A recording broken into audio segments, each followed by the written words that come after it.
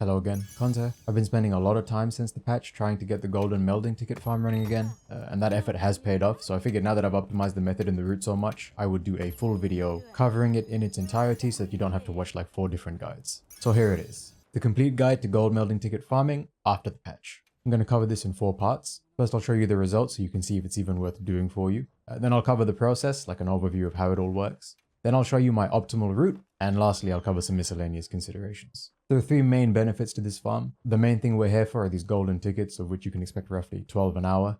There are 2 types, melding tickets for decorations and relic tickets for Artian weapons, and you can get whichever you prefer or a mix of both. Either way, you still get 12 an hour. Each ticket is worth 1200 of these melding points, and in terms of max rarity rewards, each ticket is equivalent to 20 armor decorations, 10 weapon decorations, or 15 Artian weapon components. The other 2 benefits of this method are the surplus of research points you'll be gaining, and the constant cycling of days, which lets you farm your item retrievals, festival shares, high quality investigations, and anything else relying on that. You get all of these benefits without needing to hunt a single monster. It is genuinely completely trivial once you understand the method. Now I'll quickly go over the key steps that make this all work. You exchange the gold melding tickets for your rewards at the melding NPC in Suja, and to actually get the tickets we'll be trading with this NPC named Seka, who's also located in Suja, although it is best to unlock the kid's ability to manage all the NPC stuff first. The only real prerequisite for this farm is to unlock this NPC's trades. The available trades are randomized and reset over time. If you don't see the trade you want, then rest at the camp and check again. Usually there's a ticket trade 50% of the time, and each time you can trade for 1 ticket before needing to reset trades again.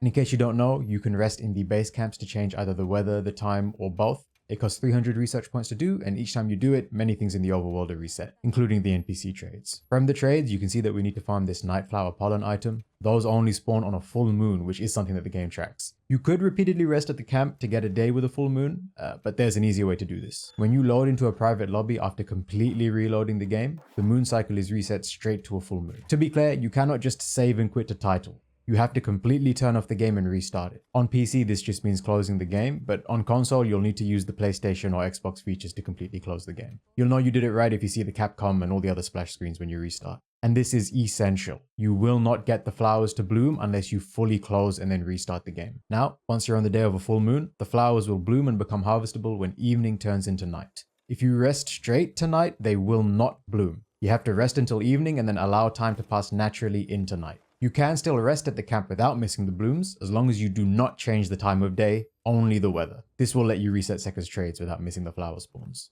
Lastly are the flowers themselves. There are 2 spawns in the Windswept Plains and there are 2 in the Scarlet Forest. We'll be using the forest for my optimal route, but with all the above information that I've given you, you could modify the farm however you like. Unfortunately, you can't get all 4 flowers in a single night. Only the map you were in at the time will get the spawns. Believe me, I spent a lot of time trying to get this to work, and if you know how, then please do let me know. You now have all the information you need to get your own farm going. That said, I spent a lot of time coming up with a very optimized route for this, so I'm going to share that with you now. If any of the previous information went over your head, don't worry, just follow these exact instructions and it should still work. Before beginning the main loop of this farm, you do need to do one thing. You need to rest at base camp for plenty weather and evening time, then save the game and turn it off completely. Remember what I said about turning the game off. Returning to title screen will not suffice, and console users especially need to follow the advice I gave before. But with that done, you're now ready for the main thing we'll be looping repeatedly. Firstly, reload the game and enter a private lobby. Then head to the main camp of the Scarlet Forest. Once there, use the kit to trade with Seka if she has the trade that you want. I recommend following these steps exactly even if you don't have any pollen yet, just so you can get used to the process. But obviously you won't be able to actually make the trade if you don't have any pollen yet. Anyway, after checking the trades, rest at the camp and set the weather to plenty, but do not modify the time of day. Then check Seka again, and again if she has the trade that you want, then make it. Now, warp to the underground lake camp in area 8 and head over to this area where the gold and platinum fish spawn and catch a bunch with your capture net. This is a standard research point farm. I've covered it before the patch and it's not much different now, so just try it out and you'll get the hang of it. Then head to the camp behind you and rest there the same as before. Weather set to plenty, but no change to the time of day. You can catch some more fish now that they'll have respawned, and then you fly back to the base camp. This is like a sub loop. We're back at the base camp just like before and we repeat this process. Check Seka's trades, rest at camp for plenty only, no change to the time of day. Check trades again and then warp to area 8 and catch some fish. Rest for only plenty again, catch some more fish and then head back to base camp.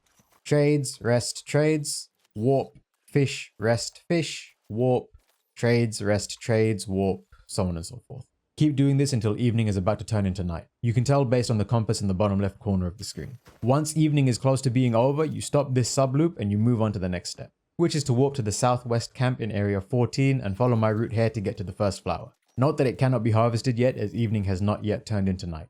Once it does, the flower will bloom and you can harvest your pollen. Then fly to the Treetop Hill camp in area 18 and get your second flower. Now all that's left to do is to reset the main loop by resting until evening like we did right at the start of the process, and then quitting the game again. Remember to fully close the game as discussed. And that's all there really is to it. You reload into a private lobby and start the process all over again. Head to the Scarlet Forest camp, do your trade checks and your fish capturing with rests in between that only set the weather to plenty and don't modify the time. Once evening is soon to end, head to camp 14, get that flower and then get the one at camp 18. Rest until evening, close the game, repeat. Alright, that's the route covered. I think I've been pretty thorough and covered everything, but if you have any questions remaining, please do let me know and I'll try to help out. I'll just add a few points here. To keep the footage simple, I didn't show it here, but after camp rest, you should be checking to see if you have any really good investigations to save. I also strongly recommend setting up all 5 item retrievals to items that you want and then clearing them out when they fill up. It will not affect the rates, you'll still get 12 tickets per hour. I recommend setting 1 to mite seeds, 2 to mandragoras, 1 to godbug essence, and 1 to honey, but I'll be talking about what exactly to farm and why in a future video. Melding tickets for decoration seem to be much better than relic tickets from what people tell me, so unless you need Artian parts, consider only taking melding tickets from Sekka.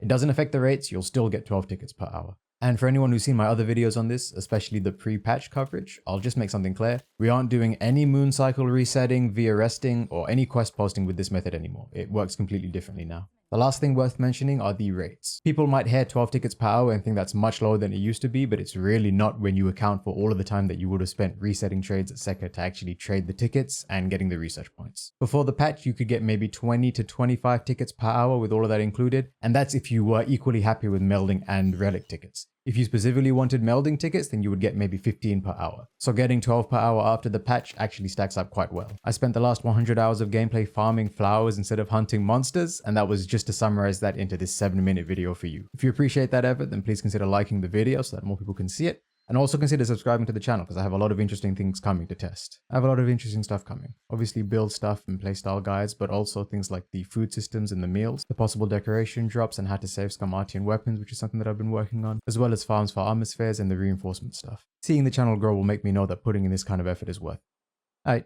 take it easy. Bye bye.